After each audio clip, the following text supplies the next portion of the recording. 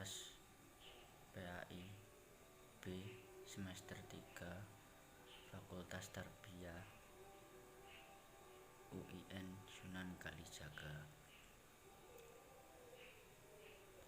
Di sini saya akan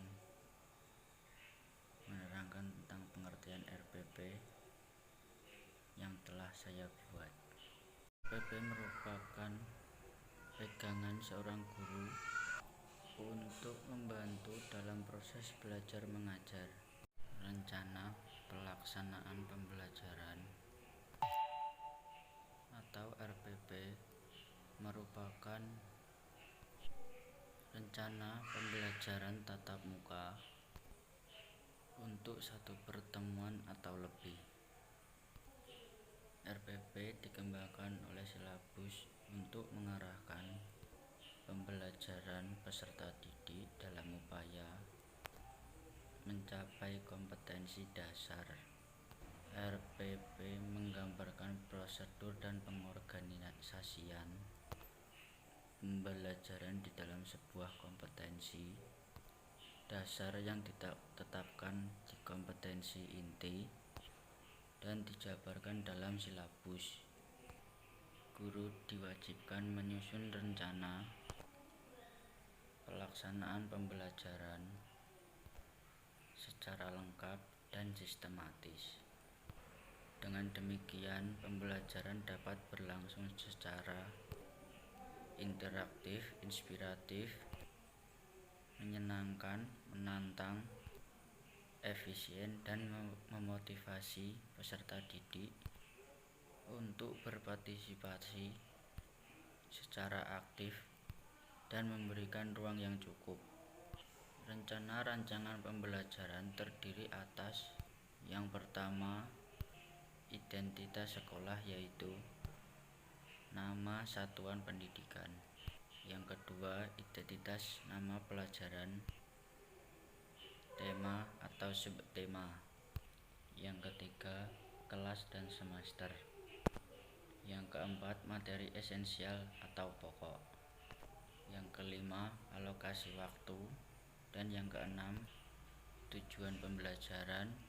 Yang ketujuh, kompetensi inti, kompetensi dasar, dan indikator pencapaian kompetensi.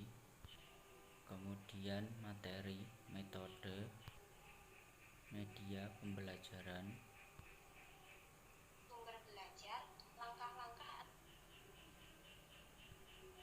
sumber belajar, langkah-langkah skenario pembelajaran. Selanjutnya saya akan menjelaskan isi dari RPP yang saya buat kemarin. Satuan pendidikan MTS Negeri, mata pelajaran Akidah Akhlak, kelas 7 semester 1, materi pokok pengertian akidah Islam. Pertemuan pertama, alokasi waktu 2 kali 40 menit, 1 kali pertemuan. Tujuannya melalui kegiatan pembelajaran menggunakan model discovery learning yang menuntun peserta didik untuk mengamati atau membaca permasalahan, menuliskan penyesuaian, dan mempresentasikan hasil di depan kelas. Peserta didik diharapkan mampu menyelesaikan masalah-masalah konseptual selama dan setelah mengikuti proses pembelajaran ini. Peserta didik diharapkan dapat mengetahui pengertian akidah Islam, kandungan surah Al-Humazah, dan hubungan Islam, iman, dan insan dengan rasa ingin tahu, tanggung jawab, disiplin selama proses pembelajaran, bersikap jujur, santun, percaya diri, pantang menyerah, memiliki sikap responsif atau berpikir kritis dan proaktif, serta mampu berkomunikasi dan bekerja sama dengan baik. Selanjutnya, langkah-langkah pembelajaran. Di sini media yang digunakan yaitu lembar kerja, lembar penilaian, LCD proyektor, kemudian alat atau bahan, penggaris, spidol, papan tulis, laptop, dan infocus. Selanjutnya langkah-langkah pembelajaran yang pertama yaitu pendahuluan. Ya, di sini peserta didik memberi salam atau berdoa. Yang kedua, guru mengecek kehadiran peserta didik dan memberi motivasi. Ketiga, guru menyampaikan tujuan dan manfaat pembelajaran tentang topik yang akan diajarkan. 4. Guru menyampaikan garis besar cakupan materi dan langkah pembelajaran. Kemudian ada inti. Yang pertama, kegiatan literasi. Di sini peserta didik diberi motivasi dan panduan untuk melihat, mengamati, membaca, dan menuliskannya kembali. Mereka diberi tayangan dan bahan bacaan terkait materi pengertian akidah Islam. Yang kedua, critical thinking. Di sini guru memberikan kesempatan untuk mengidentifikasi sebanyak mungkin hal yang belum dipahami, dimulai dari pertanyaan faktual sampai pertanyaan yang bersifat hipotetik. Pertanyaan ini harus tetap berkaitan dengan materi pengertian akidah Islam. Yang ketiga, collaboration.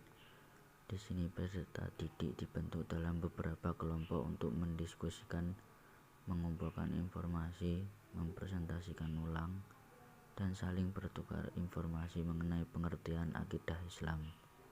Keempat, mengkomunikasikan.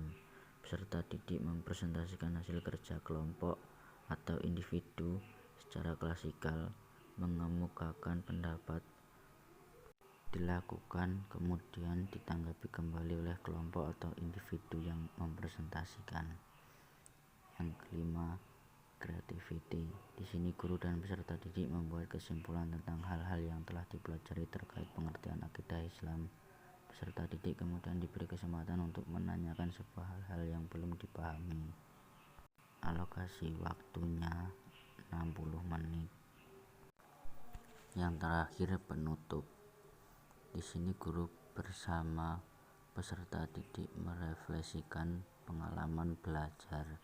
Kedua, guru memberikan penilaian lisan secara acak dan singkat. 3. Guru menyampaikan rencana pembelajaran pada pertemuan berikutnya. Kemudian penilaian sikap dengan lembar pengamatan. Yang kedua, penilaian pengetahuan dengan lembar kerja peserta didik. Yang ketiga, penilaian keterampilan dengan kinerja dan observasi diskusi.